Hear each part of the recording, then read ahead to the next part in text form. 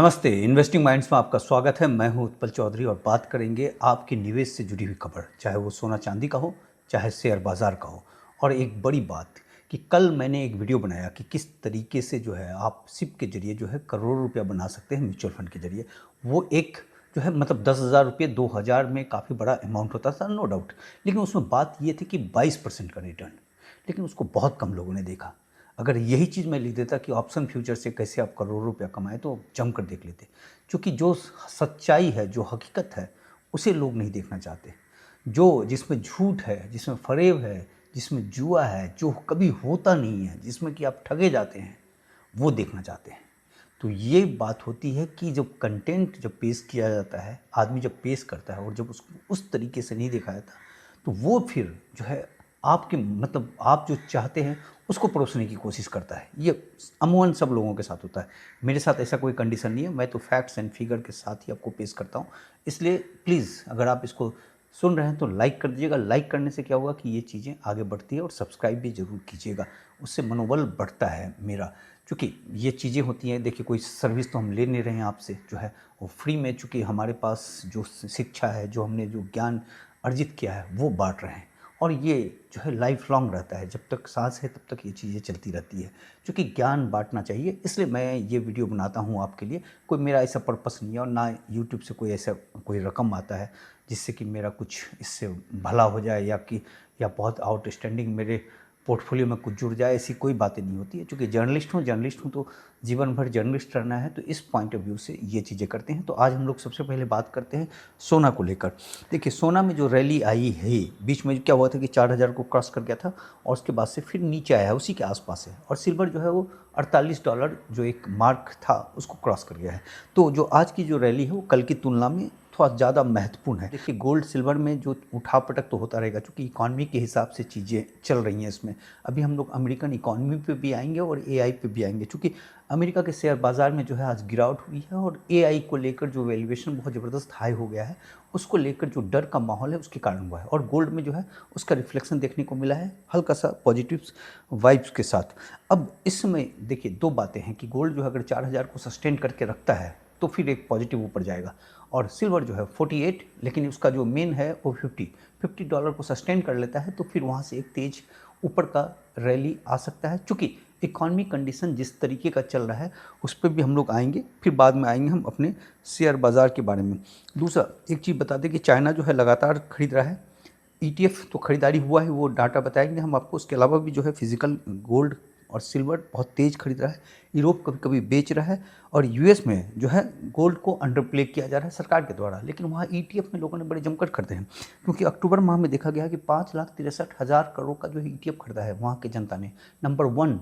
और नंबर 2 पे है चाइना, उसने जो है 4 लाख जो है करोड़ का 4 लाख करोड़ का ईटीएफ खरीदा है वहाँ की जनता ने। मतलब ये फिजिकल वाला नहीं है जो सरकार खरीद रही है, तमाम चीज़ वो नहीं है।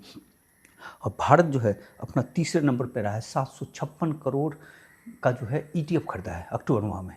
हालांकि सितंबर में उससे ज़्यादा खरीदा था। सितंबर में जो है ये लगभग 800 करोड़ के आसपास का खरीद लिया था, तो वहाँ से थोड़ा सा कम है। और इस तरीके से अभी ईटीएफ में जो है इन्वेस्टमेंट जो है 27,145 करोड़ का हो गया है भारत की तरफ से। तो बड़ा पॉजिटिव है और ये अच्छी बात है। देखिए गोल्ड सिल्वर पे लगा के रखना चाहिए। देखिए गोल्ड सिल्वर क्या है कि लगा कर भूल जाइए, ऐसा नहीं कि उसको डेली देखिए, उसको शेयर बाज़ार की तरफ मत कीजिए। वो शेयर नहीं है, वो गोल्ड सिल्वर है, उसको आप जो है छोड़ दीजिए। क्योंकि देखिए बैंक ऑफ अमेरिका कह रहा है कि 2026 में जो है गोल्ड जो है वो $5,000 तक जा सकता है, और चांदी जो है वो $65 प्रति आउंस तक जा सकता है।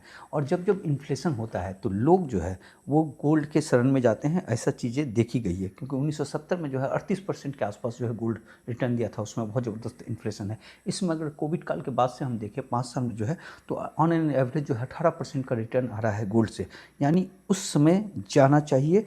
ये चीज़ें देखी जाती है। लेकिन एक इशू ये भी उठता है कि क्या गोल्ड ओवर प्राइस्ड है, जो तमाम बातें हैं।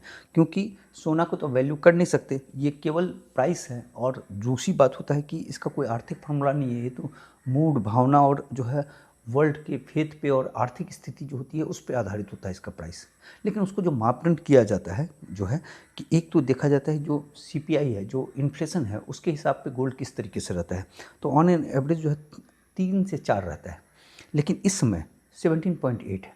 तो इस हिसाब से तो गोल्ड जो है काफ़ी ओवर प्राइस्ड हो गया है। लेकिन चूंकि इकॉनमी कंडीशन जिस तरीका का हो गया है इस वक्त, जिस तरीके से अमेरिकन इकॉनमी जो है पूरी तरीके से जो है मतलब बहुत ही गंदे स्थिति में है। अगर 130% उसका कर्ज जो है जीडीपी के रेशियो में, तो बहुत ही गंदा उसको कहा जाएगा। वो अमेरिका है इसलिए बचा हुआ है, दूसरा रहता तो अब तक कहानी उसकी पलट गई होती। तो वो एक बड़ा कंडीशन है, इसलिए आप उसको गोल्ड को जस्टिफाई कर सकते हैं। लेकिन यहाँ पे सावधानी रखनी पड़ेगी। सावधानी ये रखनी होगी कि आपको सिप में खरीदना होगा, एक बारगी में नहीं खरीदना होगा, क्योंकि प्राइस में फ्लक्चुएशन हो सकता है तमाम चीज़ों के बावजूद, बैंक ऑफ इंग्लैंड के बोलने के, बैंक ऑफ अमेरिका के बोलने के बावजूद। दूसरा एक चीज़ देखा गया है कि गोल्ड और सिल्वर का जो रेशियो रहता है वो 57.1 का रहता है और इस समय 84.1 का है। तो इसमें दो बातें हो सकती हैं, या तो गोल्ड महंगा है या सिल्वर सस्ता है। तो ये दोनों चीज़ें जो है आपस में एडजस्ट कर सकता है। तो ये एक कंसर्न पॉइंट है। इसलिए जब भी गोल्ड सिल्वर में लेना चाहिए वो आप जो है सिप के जरिए ले। और जो अगर ईटीएफ में जिस तरीके से लोगों ने लगाया है वो बातें जो है कि जो है वो अच्छी बात है, क्योंकि उससे क्या होगा कि आपको एक एवरेज आउट निकलेगा। और गोल्ड में जो भागा है, जिस तरीके से प्राइस भागा है 10 साल में, तो उससे जो स्ट्रक्चरल चेंज वाली जो बात है उसमें हुआ है। देखिए स्ट्रक्चर चेंज में क्या हो गया कि ईटीएफ और डिजिटल गोल्ड का बड़ा ज़बरदस्त डिमांड हो गया। सेंट्रल बैंक बड़ी ज़बरदस्त खरीदने लगा, यूएस का डॉलर जो है वो कमज़ोर होने लगा और ट्रम्प की नीतियों को लेकर एक जरा सा जो है देश में जो है पूरी दुनिया में जो है एक हाई तौबा मचा हुआ है, वो भी एक बड़ा मेजर फैक्टर है। अब इधर देखा गया है कि अमेरिका के इकॉनमी कंडीशन पे जो हम लोग बात कर रहे थे कि किस तरीके से 38 ट्रिलियन डॉलर उसका कर्ज हो चुका है। अब उस कर्ज को कैसे ख़त्म करेगा? उस कर्ज को ख़त्म करने के लिए या उस कर्ज को देने के लिए रोल ओवर करना पड़ता है, कर्ज को वो लेना पड़ता है हर साल। तो वो बढ़ता चला जा रहा है, क्योंकि ये 36 ट्रिलियन डॉलर से शुरू हुआ था और 38 ट्रिलियन डॉलर पे अभी आ गया है, हाल में ही बहुत जल्द आ गया है जो है। तो उसमें क्या होता है कि फिर आपको स्पेंड जो खर्च है वो बढ़ाना पड़ेगा। खर्च कैसे बढ़ाएंगे? वहाँ तो टैरिफ लगा हुआ है, तो इसमें फंसा हुआ है वो चीज़ बुरी तरीके से। तो फेड ने क्या किया, पिछले 5 दिन में जो है 11 लाख करोड़ रुपया जो है उसने बैंकिंग प्रणाली में डाला है और ये 2020 के बाद से सबसे तेज़ डाला गया है। मतलब शॉर्ट टर्म डाला गया है, लेकिन डाला गया है यानी पैसे का क्राइसिस देखा जा रहा है। और बैंक रिजर्व जो है इसमें 25 लाख करोड़ का हो गया है, जो 4 साल में सबसे कम है। ये अमेरिका की बात हो रही है। ट्रेजरी सेक्रेटरी जो है स्कॉट बेसेंट का कहना है कि उच्च ब्याज दर के कारण जो है हाउसिंग मंदी पैदा हो गया है और इसमें जो है 2009 वाला जो हाउसिंग क्राइसिस था उसी तरीके का दिख रहा है और कार क्राइसिस भी इसमें दिख रहा है। डिफ़ॉल्ट कर रहे हैं लोग, लोन डिफ़ॉल्ट कर रहे हैं, कार और घर दोनों का। तो कह रहे हैं कि भाई ब्याज दर घटाओ, और इधर पावेल साहब कहते हैं कि ब्याज दर घटाएंगे तो उससे इन्फ्लेशन भागेगा। ये कह रहे हैं कि भैया नहीं घटाओगे तो रिसेशन आएगा। तो बीच के द्वंद्व में फंसा हुआ है इस समय पूरी तरीके से। और इस बीच जो है अमेरिका में शटडाउन हो गया, उसका भी नुकसान हो रहा है, देखा जा रहा है। और अमेरिकी सरकार का जो वार्षिक घाटा है वो 17 लाख करोड़ का है, जिसके लिए कर्ज लेना पड़ रहा है। तो ये तमाम चीज़ें हैं। तो आर्थिक जो है अस्थिरता बनी हुई है वहाँ पे। अब फेड जो है पैसे के निकासी खत्म करने का संकेत दिया है। इसका मतलब कि वहाँ नोट छापे जाएंगे, नोट छापे जाएंगे तो डॉलर कमज़ोर होगा, डॉलर कमज़ोर होगा तो गोल्ड सिल्वर तेज भागेगा। ये तो एक फार्मूला है, क्योंकि इसमें वहाँ देखा जा रहा है कि जैसे कि एक के शेप्ड इकॉनमी हो गया है। तो जो रिच जो है वो रिच होते चले जाएंगे, गरीब गरीब होते चले जाएंगे। अमेरिका को नोट छापना पड़ेगा, क्योंकि जैसा हुआ था कि .com बबल जब आया था तो नोट छापा था उसने। उसके बाद से 2008 में जो इकोनॉमिक क्राइसिस हो गया वहाँ पे जो है मकान के कारण, उसके बाद उसको नोट छापना पड़ा था। इवन 2020 में जब कोविड आया था तो नोट छापना पड़ा था। उसके बाद से ही स्थिति थोड़ी सी बिगड़ती हुई इस पोजीशन पे आकर भी पहुँचे। तो यहाँ पे जो है बड़ा फूंक फूंक के कदम उठाना पड़ेगा। इसलिए ये पॉइंट सब है कि गोल्ड सिल्वर में आगे तेज़ी बनी रहेगी और फ्लक्चुएशन आएंगे, उठापटक बहुत होगा। और ये कोई एक दिन की बात नहीं है, ये महीनों की बात है। तो इसलिए सिप करके खरीदिए और अपने पोर्टफोलियो का कम से कम 10% जरूर रखिए। मेरी बात मानिए, 10% रखिए, उसको रख कर भूल जाइए तमाम चीज़। दूसरी बात की एआई को लेकर जो है बातें हो रही है कि एआई जो है ज़बरदस्त जो है भाग रहा है वहाँ पे। देखिए ये चीज़ देखा गया है कि 1920 में जब रेडियो और जो है ऑटोमोबाइल्स बूम आया था, वो भी उसी तरीके का था जैसा एआई बूम है। तो उसमें शेयर बाज़ार बड़ा अंधाधुंध भागा था और ये 2 सेक्टर बहुत तेज़ भागे थे। उसके बाद से धड़ाम से गिरा था, बाद में क्राइसिस आ गया था। तो जो है क्राइसिस में और सारे फैक्टर्स थे, टैरिफ थे, तमाम चीज़ था, बहुत सारे फैक्टर्स थे उसमें। तो ये जो है ये चीज़ें देखी जा रही है कि इस तरह का जो बूम आता है तो वो चीज़ें गिरता है। अब इसमें एआई में क्या हो गया कि एआई में जो कहानी है वो सिर्फ 7 जो कंपनियां हैं उन्हीं की कहानी है। और इसके पहले कि ये बता दें कि एआई के कारण जो है लोगों की नौकरियां भी जा रही हैं, बहुत तेज़ जा रही हैं। वॉलमार्ट ने हायरिंग को फ्रीज कर दिया है 3 साल के लिए, और उसने कहा है कि जो काम बाकी लोग करते थे अब वो एआई करने लगा है। फेड चीफ पावेल का भी कहना है कि एआई नौकरियों को जो है उनकी उम्मीद से ज़्यादा तेज़ी से खा रहा है, और जब नौकरियां जाएंगी, इकॉनमी थोड़ा सा कमज़ोर पड़ा हुआ है, तो क्या होगा कि बट नेचुरल से बात है कि इकॉनमी पे एक बड़ा ज़बरदस्त प्रेशर जोन देखा जा सकता है। और एक योजना है कि 11 लाख लोगों को नौकरियां से निकाला जाएगा वहाँ पे। देखिए इधर क्या हुआ है कि एआई में एक बबल फैलता जा रहा है, क्योंकि जो हम लोग जो बात कर रहे थे कि 7 कंपनियों का जो योगदान है वो 35% है शेयर बाज़ार में, और वो 7 कंपनी अच्छा कर रही है। जो 7 कंपनी, आप एनवीडिया हो गया, मेटा हो गया जो फेसबुक वाले हो गए, गूगल हो गए, अमेज़न हो गया, जो है माइक्रोसॉफ्ट हो गया, तो एप्पल हो गया, तो ये सब कंपनियां अच्छा कर रही है, उसका असर है। बाकी जो 493 कंपनियां हैं वो उस तरीके से अच्छा परफॉर्म नहीं कर रही है, वो भी एक प्रेशर जोन है, क्योंकि बाकी सेक्टर उस तरीके से नहीं देख रहे हैं। जो हेल्थ केयर हो गया और तमाम सेक्टर हो गया वो उस तरह का परफॉर्मेंस नहीं दे रहा है।